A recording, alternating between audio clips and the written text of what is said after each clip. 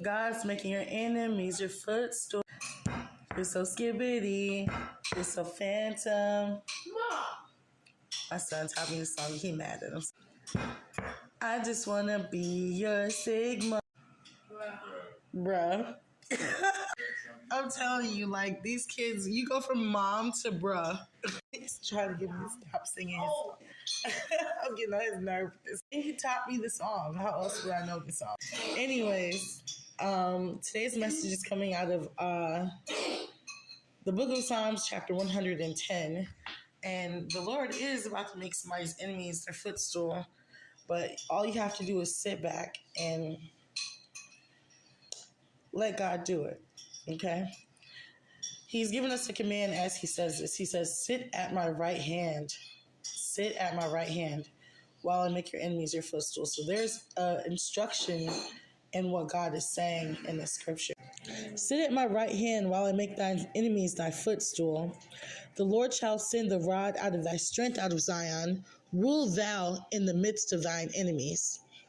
So like I said, there is a divine instruction here. We have to sit at his right hand, which means we're not to get vengeance for ourselves. We're not to get in the way of what God is about to do to those that came against you, all of your enemies, right? Because we're going to mess it up. And there's proof that we can mess it up. Even if you so much as laugh at your enemies as God is judging them, he will be displeased and it will turn away his wrath at them. It says that in the book of Proverbs. Proverbs chapter 24, verse 17 reads, rejoice not when thine enemy falleth, and let not thine heart be glad when he stumbleth, lest the Lord see it, and it displease him, and he turn away his wrath from him. It's been a few times where people laughing at me. It was like either a person laughing at me or a group of people laughing at me. Like just their laughter or picking at me alone has literally got me out of some judgment. Yes, I do messages for the Lord, but I get it just like everyone else because God is not a respecter of persons. He has chosen ones. He has his chosen ones, but nobody is exempt from judgment. The reason why I said that is because I was going to say God doesn't pick favorites, but he does have those that he has chosen. Anyways, long story short, if it was not for the laughter, look, everybody's shooting arrows at me now because if you can see in the spirit, you know exactly what I'm talking about. But long story short,